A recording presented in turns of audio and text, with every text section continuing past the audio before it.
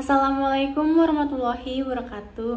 Hai teman-teman semuanya, perkenalkan nama saya Desi dari Fakultas Ekonomi dan Bisnis Prodi Akuntansi dengan nomor induk mahasiswa 290225028 di Universitas Pancasakti Bekasi. Dalam video ini saya akan menjelaskan contoh-contoh soal tentang penawaran dan permintaan di mata kuliah pengantar ekonomi mikro. Berikut contoh-contoh soal dan penjelasannya di next slide, silahkan disimak ya teman-teman. Langsung kita masuk ke soal nomor 1, yaitu dalam mata kuliah pengantar ekonomi mikro kita sering mendengar istilah supply, demand, elastisitas, dan keseimbangan. Nah, jelaskan 4 istilah tersebut dilengkapi dengan kurvanya. Yang pertama kita membahas supply dulu atau penawaran. Nah, supply adalah jumlah barang atau jasa yang dihasilkan atau ditawarkan oleh produsen atau penjual pada berbagai tingkat harga dalam suatu pasar. Kurva penawaran menunjukkan hubungan antara harga suatu produk dengan jumlah yang ditawarkan oleh produsen. Umumnya, hubungan antara harga dan penawaran adalah positif, yaitu semakin tinggi harganya maka semakin besar jumlah yang ditawarkan. Penawaran mengidentifikasikan jumlah produk yang mampu dan tersedia untuk dijual produsen.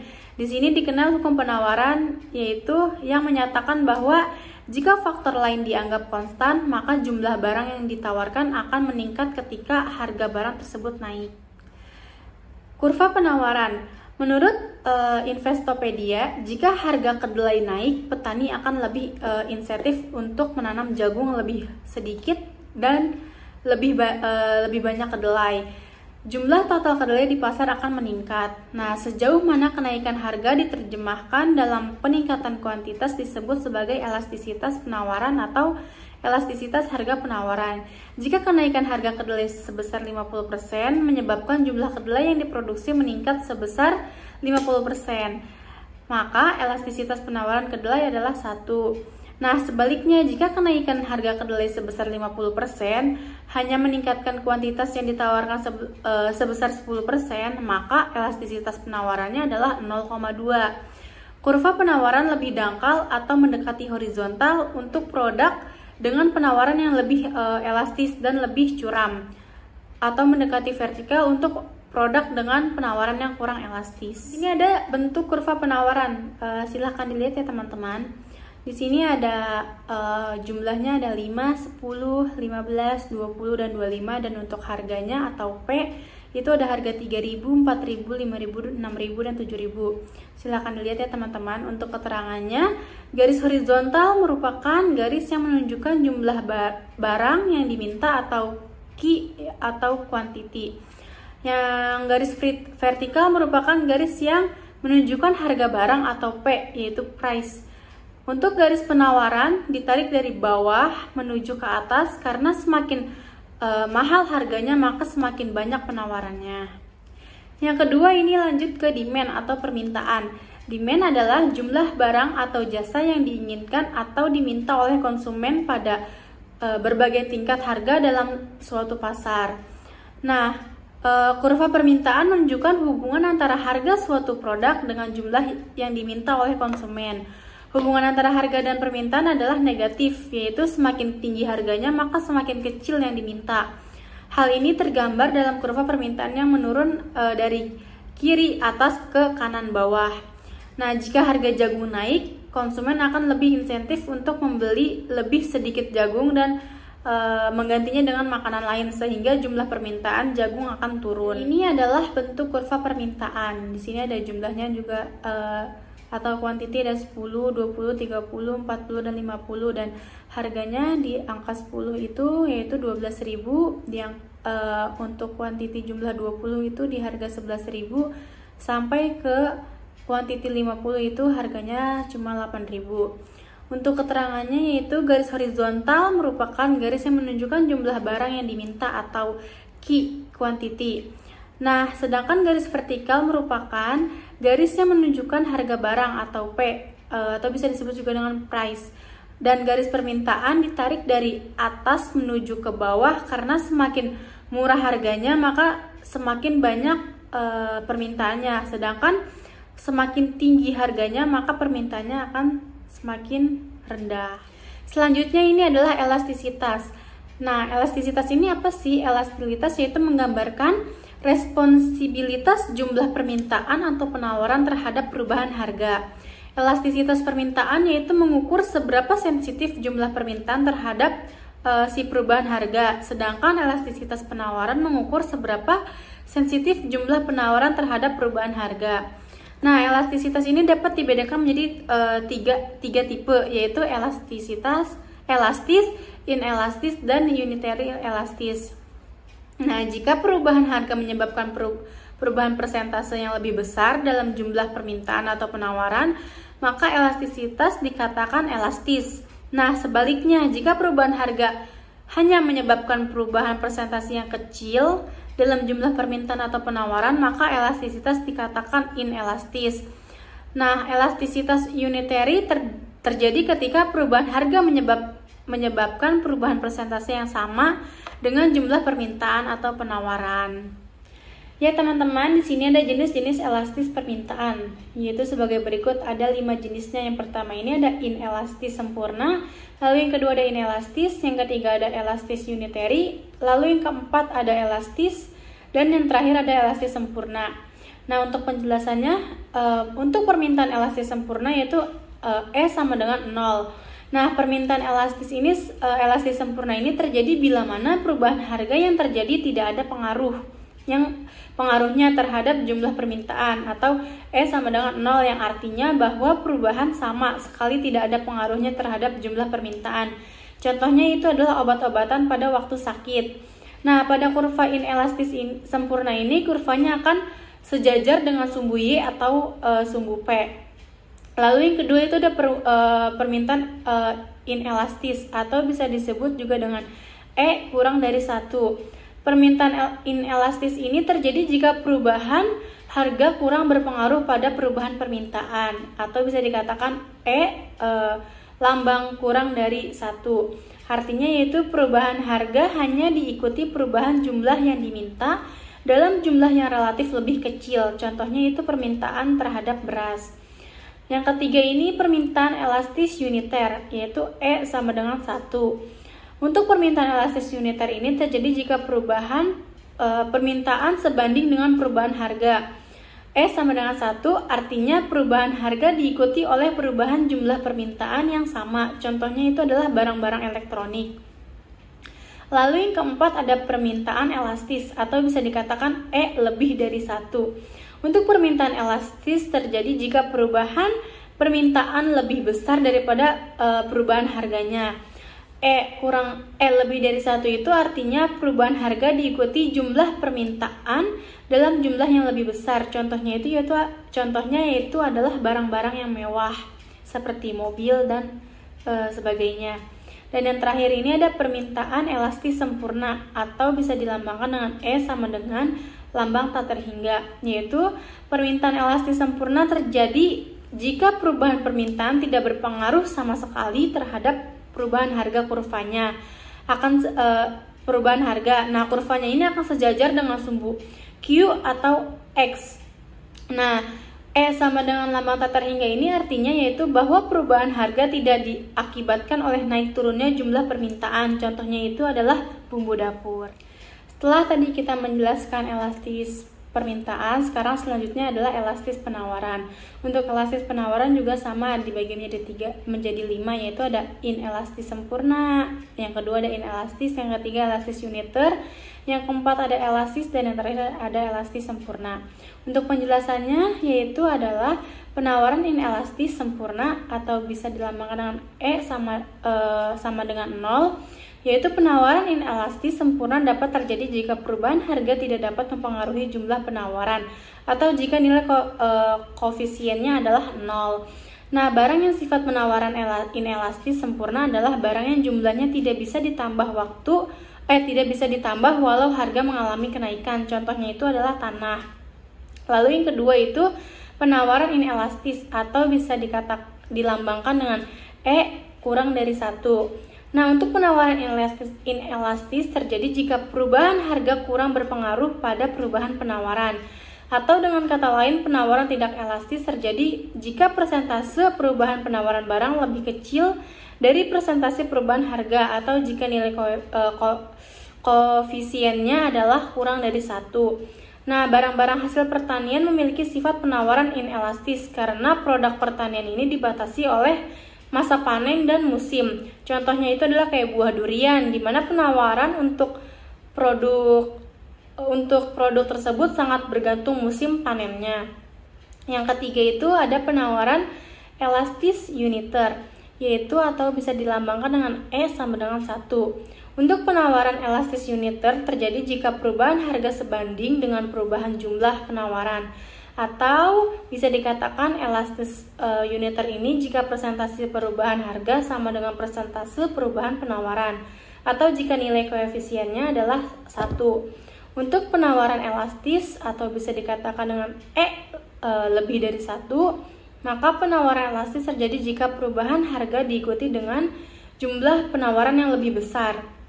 Atau dengan kata lain, penawaran elastis terjadi jika persentase perubahan penawaran barang lebih besar dari persentase perubahan harga, atau apabila nilai koefisiennya adalah lebih dari 1. Dan yang terakhir itu ada penawaran elastis sempurna.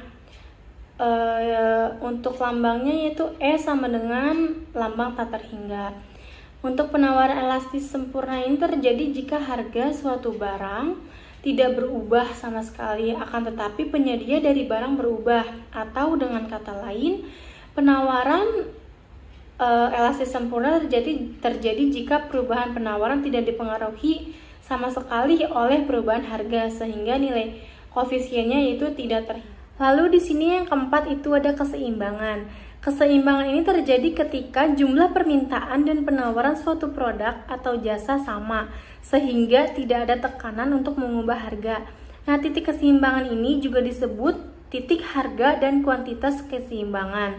Nah, pada grafik titik keseimbangan ditunjukkan oleh titik di mana kurva penawaran dan kurva permintaan itu saling bersilang. Pada titik ini, harga dan kuantitas yang ditawarkan dan diminta itu adalah seimbang. Di sini ada kurva kurva keseimbangannya, bisa dilihat ya teman-teman.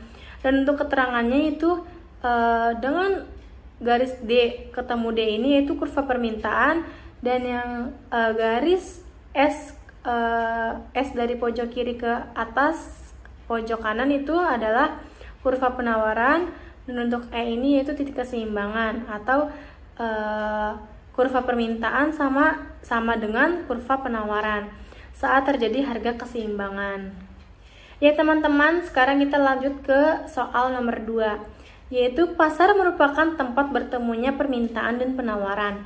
Dalam perekonomian terdapat dua bentuk ekstrim untuk situasi pasar.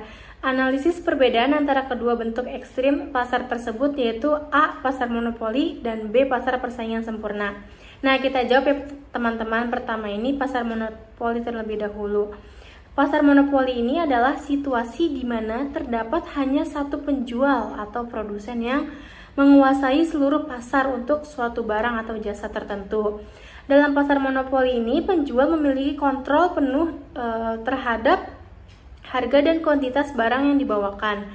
Beberapa ciri khas dari pasar monopoli adalah yang pertama, tidak ada pesaing langsung, yang artinya dalam pasar monopoli tidak ada produsen lain yang menyediakan barang atau jasa yang sama atau serupa. Ini memberikan kekuasaan kepada penjual untuk menentukan harga dan ini yaitu tidak ada substitusi, yang artinya konsumen tidak memiliki alternatif yang setara untuk memenuhi kebutuhan mereka. Oleh karena itu, penjual dapat menaikkan harga tanpa kehilangan banyak pelanggan. Yang ketiga ada barriers to entry, yaitu pasar monopoli seringkali memiliki hambatan yang tinggi bagi pesaing baru untuk memasuki pasar. Hal ini bisa berupa kontrol atau atas sumber daya, hak paten, terus keahlian khusus atau regulasi pemerintah. Nah, hambatan ini membuat sulit bagi pesaing baru untuk bersaing. Lalu yang terakhir ini ada penjual sebagai price maker. yang artinya dalam pasar monopoli, penjual dapat menentukan harga yang diinginkan karena tidak ada pesaing yang dapat mempengaruhinya. Penjual biasanya akan mencari keuntungan maksimal dengan menentukan harga yang lebih tinggi daripada pada pasar pesaing sempurna. Lalu yang B, di sini ada pasar persaingan sempurna. Pasar persaingan sempurna ini adalah situasi di mana terdapat banyak penjual dan pembeli yang beroperasi dalam pasar. Tidak ada penjual atau pembeli yang dapat mempengaruhi harga secara individual. Beberapa ciri khas dari pasar persaingan sempurna adalah yang pertama, banyaknya penjual dan pembeli, yaitu di mana pasar ini memiliki banyak penjual yang menawarkan produk serupa dan banyak pembeli yang ingin membeli produk tersebut. Tidak ada penjual atau pembeli tunggal yang memiliki kekuatan signifikan untuk mempengaruhi harga. Yang kedua itu barang homogen, yaitu merupakan produk yang ditawarkan oleh penjual dalam pasar persaingan sempurna adalah homogen atau serupa. Tidak ada perbedaan nyata antara barang yang dikeluarkan atau ditawarkan oleh penjual yang satu dengan yang lainnya. Yang ketiga itu ada transparansi informasi, yaitu merupakan informasi mengenai harga dan kualitas produk mudah diakses dan dipahami oleh semua pihak. Tidak ada informasi asesmen yang memberikan keuntungan kepada penjual atau pembeli tertentu, yaitu ada penjual dan pembeli sebagai price taker. Dalam pasar persaingan sempurna, penjual dan pembeli harus menerima harga yang ditentukan oleh mekanisme pasar. Tidak ada penjual atau pembeli yang memiliki kekuatan untuk mengubah harga. Nah, dalam pasar persaingan sempurna, harga dan kuantitas ini ditentukan oleh interaksi antara permintaan dan penawaran secara bebas. Tidak ada penjual tunggal yang memiliki kekuasaan untuk mempengaruhi pasar secara signifikan. Perbedaan antara pasar monopoli dan pasar persaingan sempurna terletak pada jumlah penjual, kekuatan pasar, kontrol atas harga, dan kemampuan untuk mempengaruhi pasar. Ya, selanjutnya kita langsung masuk ke soal nomor 3 ya teman-teman. Di dalam kegiatan ekonomi, dalam perekonomian tertutup akan melibatkan 3 perilaku ekonomi, yaitu produsen, konsumen, maupun pemerintah. Nah, jelaskan hubungan ketiganya. Kita jawab ya teman-teman. Dalam perekonomian tertutup terdapat 3 perilaku ekonomi utama yang saling berinteraksi, yaitu produsen, konsumen, dan pemerintah. Berikut adalah penjelasan mengenai hubungan ketiganya. Yang pertama yaitu produsen. Produsen adalah pihak yang bertanggung jawab untuk memproduksikan barang dari jasa dalam perekonomian. Tujuan utama produsen adalah untuk menciptakan produk yang diinginkan oleh konsumen dan mendapatkan keuntungan dari penjual produk tersebut. Produsen akan menentukan jumlah dan kualitas barang yang akan diproduksi serta menentukan harga jualnya. Hubungan produsen dengan konsumen adalah melalui penawaran produk yang memenuhi kebutuhan dan keinginan konsumen. Yang kedua di sini ada konsumen, yaitu pihak yang mengkonsumsi barang dan jasa yang diproduksi oleh produsen. Konsumen ini memiliki kebutuhan dan keinginan yang ingin dipenuhi melalui konsumsi barang dan jasa. Nah, konsumen akan melakukan pembelian produk berdasarkan harga, kualitas, preferensi, dan daya beli mereka. Nah, hubungan konsumen dengan produsen adalah melalui permintaan produk yang diinginkan oleh konsumen. Permintaan konsumen akan mempengaruhi penawaran dan harga produk yang ditawarkan oleh produsen. Dan yang terakhir yaitu ada pemerintah. Pemerintah itu memiliki peran penting dalam perekonomian tertutup. Pemerintah ini bertindak sebagai regulator dan pengatur kegiatan ekonomi untuk menciptakan lingkungan yang kondusif bagi produsen dan konsumen. Untuk beberapa peran pemerintah dalam hubungan ekonomi antar produsen dan konsumen yaitu meliputi pertama regulasi, yaitu pemerintah mengeluarkan kebijakan, peraturan untuk mengatur aktivitas ekonomi seperti Undang-Undang Perlindungan Konsumen, Peraturan Lingkungan, dan Peraturan Ketenagakerjaan. Untuk regulasi ini bertujuan untuk melindungi konsumen, mendorong persaingan sehat, dan menciptakan lingkungan. Selanjutnya ini ada kebijakan fiskal. Pemerintah menggunakan kebijakan fiskal seperti pengaturan pajak dan pengeluaran publik Untuk mempengaruhi kegiatan ekonomi, kebijakan fiskal dapat digunakan untuk merangsang pemerintah konsumen atau mengatur kegiatan produsen melalui penggunaan pajak atau subsidi. Dan yang ketiga, kebijakan moneter, yaitu pemerintah menggunakan kebijakan moneter melalui bank sentral untuk mengatur pasokan uang, tingkat suku bunga, dan kebijakan kredit. Kebijakan moneter ini dapat mempengaruhi tingkat investasi produsen dan daya beli konsumen. Nah, selain itu, pemerintah juga dapat berperan dalam memfasilitasi investasi, mendorong inovasi, menyediakan infrastruktur, dan memberikan pelayanan publik yang mendukung kegiatan ekonomi. Hubungan antara produsen, konsumen, dan pemerintah dalam perekonomian tertutup adalah saling terkait dan saling mempengaruhi. Produsen menyediakan barang dan jasa yang dibutuhkan oleh konsumen, sementara konsumen membentuk pemerintah yang mempengaruhi kegiatan produsen. Pemerintah bertindak sebagai pengatur dan regulator untuk menciptakan lingkungan ekonomi yang seimbang dan berkelanjutan bagi produsen. Terakhir atau soal nomor 4, yaitu soalnya adalah bagaimana pendapat Anda tentang tujuan perusahaan untuk memaksimumkan keuntungan. Yang menurut pendapat saya, yaitu sebagai sebuah perusahaan, tujuan untuk memaksimumkan keuntungan seringkali dianggap sebagai prinsip yang fundamental. Nah, dalam dua bisnis, tujuan ini mencerminkan aspirasi perusahaan untuk menciptakan nilai ekonomi dan memberikan pengembalian yang menguntungkan bagi pemegang saham atau pemilik perusahaan. Pendapat saya tentang tujuan ini adalah sebagai berikut. Yang pertama, motivasi ekonomi. Nah, tujuan memaksimumkan keuntungan memberikan motivasi bagi perusahaan untuk mengelola sumber daya dan melakukan kegiatan-kegiatan bisnis dengan efisien dan efektif. Keuntungan yang dapat digunakan untuk reinvestasi, inovasi, pengembangan produk, lalu ada juga pelunasan operasional, serta memberikan imbalan kepada pemegang saham dan karyawan. 2, yaitu pertahankan kelangsungan perusahaan. Nah, maksud dari memaksimumkan keuntungan adalah menciptakan kestabilan keuangan dari pertumbuhan jangka panjang bagi perusahaan. Dengan menghasilkan keuntungan yang cukup, perusahaan dapat memenuhi kewajiban finansialnya, membiayai kegiatan operasional, dan juga mengatasi tantangan bisnis yang mungkin muncul. Nah, keuntungan yang konsisten juga memungkinkan perusahaan untuk bertahan dan berkembang di pasar yang kompetitif. Lalu yang ketiga itu fokus pada efisiensi dan penggunaan sumber daya. Dalam upaya memaksimumkan keuntungan, perusahaan cenderung mencari cara untuk meningkatkan efisiensi operasional dan penggunaan sumber daya. Hal ini dapat meliputi pengurangan biaya produksi, lalu peningkatan produktivitas, penghematan energi, dan pengelolaan risiko yang baik. Nah, upaya ini tidak hanya menguntungkan perusahaan secara finansial, tetapi juga berkontribusi terhadap keberlanjutan lingkungan dan tanggung jawab sosial perusahaan. Namun, penting untuk dicatat bahwa tujuan memaksimumkan keuntungan tidak berarti bahwa perusahaan ini harus mengabaikan aspek lain yang penting seperti tanggung jawab sosial, etika bisnis, dan keberlanjutannya.